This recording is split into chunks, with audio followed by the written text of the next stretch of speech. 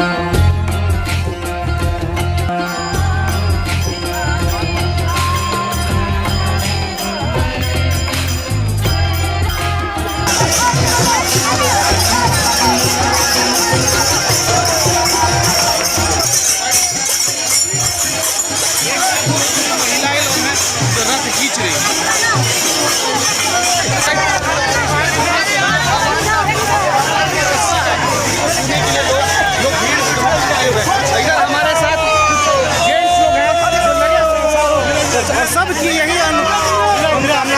किसी तरह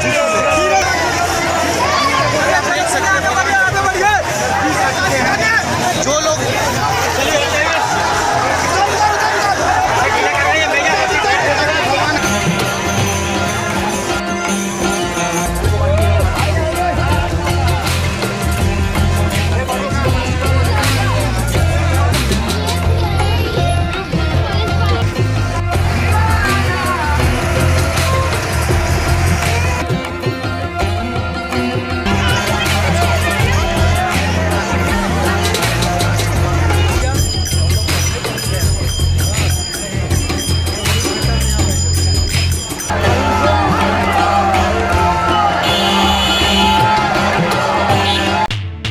वैक्सीन की कमी से बोकारो में एक बार फिर थमी टीकाकरण अभियान। रविवार को बोकारो जिले में कुल 970 लोगों को ही टीका लगाया गया, जिसमें कोविशील्ड का 10 और कोवैक्सीन का 960 डोज शामिल है। बोकारो के सेक्टर 9 हरला थाना क्षेत्र के कंचनपुर के ग्रामीणों ने एस्पोंड में होने वाली बाउंड्री वॉल के विरोध में रविवार को प्रदर्शन किया। बोकारो सेल के द्वारा कथित तौर पर 19 गांव को खाली कराने का नोटिस दिए जाने को लेकर जिले के अलग अलग विस्थापित आंदोलन से जुड़े संगठन और दल के लोगों ने रविवार को सेक्टर 9 में बैठक किया। पूरे बोकारो से जो विस्थापित हुए हैं, वो चाहे नॉन शिफ्टेड हो चाहे शिफ्टेड हो, तमाम विस्थापित जो आंदोलन से जुड़े हुए लोग हैं, वैसे सारे लोगों का ये बैठक आज बुलाया गया है। उसमें दलगत भावना से ऊपर लेकर के सभी दल के लोग भी हैं और जो दल में नहीं है वैसे लोग भी जो आंदोलनकारी विस्थापित रहे हैं, वैसे सारे संगठन के लोग हम लोगों के बीच में हैं। मुद्दा आज का जो विषय है वो विषय है जो 34,700 एकड़ ज़मीन अधिग्रहित किया गया, जिसमें से हम समझते हैं कि आधा ज़मीन आज भी खाली है। वो चाहे 19 गांव विस्थापितों का गांव हो, चाहे टाउनशिप के अंदर भी बहुत सारे जगह जो खाली हैं, जिसमें अनऑथराइज लोग रह रहे हैं। ऐसे अधिनियम के हिसाब से, भूमि अधिनियम के हिसाब से वो ज़मीन रैयत को वापस हो जाना चाहिए, क्योंकि उनका अभी कोई यूज़ आज तक 50-52 साल में नहीं किए। तो वो अधिकार बनता है हम लोगों का, वो ज़मीन वापस कर दें, हम अपना खेती बाड़ी करेंगे, हम अपना डेवलप करेंगे, उसका रुका हुआ है। दूसरा विषय है कि पुनर्वास जब हम लोगों को किया जा रहा था, उस समय बिहार सरकार के समय आश्वासन दिया गया था कि चतुर्थ वर्ग की नौकरी बिल्कुल आरक्षित होगी और तृतीय वर्ग और द्वितीय वर्ग में हमको प्राथमिकता दी जाएगी। आज तक उसको अनुपालन नहीं हुआ। टाउनशिप के अंदर में प्लॉट अलॉटमेंट में हमको 50% का अधिकार था, 50% कबूल किया गया था, जो आज तक लोगों को अधिकार नहीं मिला और वो भी वंचित रहे हम लोग विस्थापित।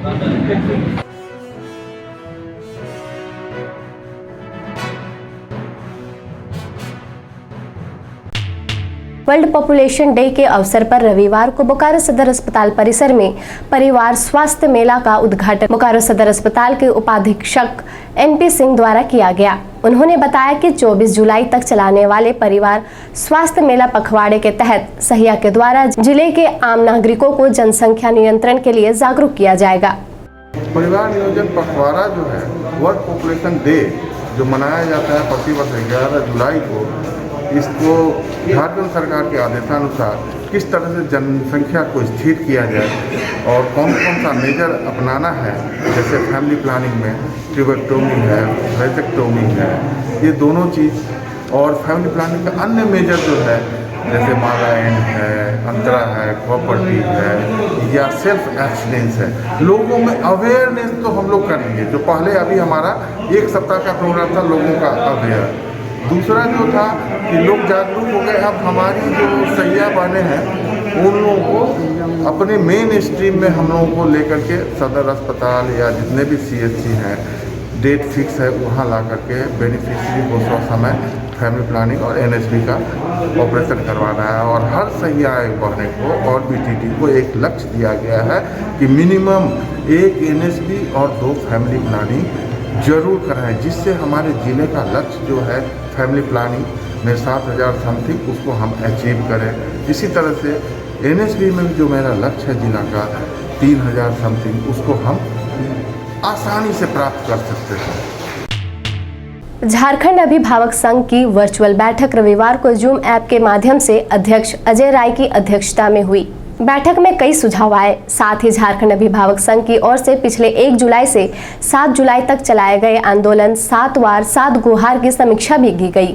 झारखंड अभिभावक संघ की ओर से एक वर्चुअल बैठक हम लोगों ने की। उस बैठक में झारखंड राज्य के चेंबर ऑफ कॉमर्स के अध्यक्ष, बस ऑनर्स एसोसिएशन के अध्यक्ष, साथ ही झारखंड हाईकोर्ट के अधिवक्ता, सत्ता और विपक्ष के जो प्रवक्तागण हैं वो शामिल हुए हैं। साथ साथ हमारे इस राज्य के विभिन्न जिलों के जिला अध्यक्ष, प्रदेश पदाधिकारी और अभिभावक शामिल हुए और साथ ही देश के विभिन्न राज्यों के अभिभावक संगठन के प्रतिनिधिगण भी इसमें शामिल हुए और लगभग 3 घंटे तक चली जूम ऐप पर यह बैठक काफ़ी बढ़िया रहा है। और इसमें जितने अभिभावकों की तरफ से जो सुझाव आए हैं उस सुझाव को देखते हुए अब हम लोग इस पे आगे बढ़ेंगे और इन तमाम सुझावों को लेकर के एक आंदोलन का खाका भी हम लोग तैयार करके कल इसकी घोषणा करेंगे। और जैसा इसमें आपको मैं बताऊं कि झारखंड शिक्षा न्यायाधिकरण संशोधन अधिनियम 2018 में ये प्रभाव में आया था और 19 से इसको इस राज्य में लागू किया गया था और 2019 से लेकर के 2021 तक जिन स्कूलों ने भी फीस में वृद्धि की, अलग अलग मदों में जो पैसे वो ले रहे हैं, उन सब को लेकर के एक PIL अभी हम लोग झारखंड हाईकोर्ट में भी दाखिल करेंगे। और उससे पहले हमारी यह कोशिश होगी कि झारखंड सरकार के मुख्यमंत्री हेमंत सोरेन जी से मुलाकात करें, राज्य के जो नए गवर्नर आ रहे हैं रमेश बैस साहब, उनसे मुलाकात करें और साथ ही शिक्षा सचिव से मिलकर, चूंकि उन्होंने यह जानकारी दी थी कि विधि विभाग में पिछले आदेश का फाइल जो गए हुए है समीक्षा को लेकर, उसमें जो आएगा रिकमेंडेशन होकर के उस चीज को हम लोग लेकर के आगे उस पर कार्रवाई करेंगे। तो इन सब चीजों को देखते हुए निश्चित तौर पर कल इन सारे मांगों को देखते हुए हम लोग कल इसकी घोषणा भी करेंगे। चास एसडीओ दिलीप प्रताप सिंह शेखावत के द्वारा चास अनुमंडल क्षेत्र की जनता से सीधा संवाद स्थापित करने, उनके समस्याओं शिकायतों से अवगत होने और उसके जल्द निवारण के लिए जनता दरबार कार्यक्रम का आयोजन किया जाएगा। ये कार्यक्रम हर सप्ताह के मंगलवार को अनुमंडल कार्यालय चास में आयोजित किया जाएगा। चास अनुमंडल क्षेत्र के तहत इसमें सभी आमजनों को सूचित करना है कि अपनी समस्याओं और शिकायतों को जनता दरबार में उपस्थित होकर अनुमंडल पदाधिकारी चास के सामने रख सकते हैं। अब जान लेते हैं मौसम का हाल। लगातार पिछले 2 दिनों में उमस भरी गर्मी से परेशान बोकारो वासियों को आज हल्की राहत मिली है। बोकारो में आज दिन की शुरुआत धूप के साथ हुई और दिन भर धूप छांव चलता रहा। वहीं दोपहर को बारिश शुरू हो गई, जिससे लोगों को उमस भरी गर्मी से राहत मिली, जिसके बाद आसमान में बादल छाए रहे। मौसम विभाग के अनुसार अगले 24 घंटे में बोकारो में हल्की बारिश होने और बादल छाए रहने की संभावना है। आज का अधिकतम तापमान 31 डिग्री सेल्सियस और न्यूनतम तापमान 25 डिग्री सेल्सियस रिकॉर्ड किया गया। आज का comment of the day Harish Chandra Kishore द्वारा किया गया है, जिन्होंने 9 जुलाई को बोकारो टाइम्स के YouTube पर यह कमेंट किया था। हरीश चंद्रा जी ने हमें कमेंट कर लिखा है, thanks to all of you. तहे दिल से धन्यवाद देना चाहता हूँ आप सभी टीम को। आप लोग का खबर सुनकर मुझे बहुत अच्छा लगा। प्लीज आप सभी टीम से अनुरोध करना चाहता हूँ कि पेटरवार का खबर भी सुनाइए। हरीश जी, हमारे चैनल पर बने रहने के लिए और आपके सुझाव के लिए आपका धन्यवाद। मैं आपको बताऊं कि हमारे बोकारो दिन भर कार्यक्रम में हम लोग बोकारो के 9 प्रखंडों की खबरों को दिखाते हैं और जब भी हमारे पास पेटरवार से संबंधित कोई भी खबर आई है उसे हमने प्राथमिकता के साथ दिखाया है और आगे भी दिखाते रहेंगे। बने रहे हमारे साथ। आप अपने आसपास की घटनाएं और समस्याओं को हमें व्हाट्सएप कर सकते हैं। हमारा व्हाट्सएप नंबर है 9334210302। इसी तरह बोकारो के तमाम खबरों को जानने के लिए आप हमारे चैनल बोकारो टाइम्स को लाइक करें, सब्सक्राइब करें और शेयर करें। फिर मिलेंगे बोकारो दिन भर में सोमवार से शुक्रवार रात 8 बजे। तब तक के लिए नमस्कार। बने रहें thetimesmedia.com पर। आप हमें फेसबुक और यूट्यूब पर भी देख सकते हैं।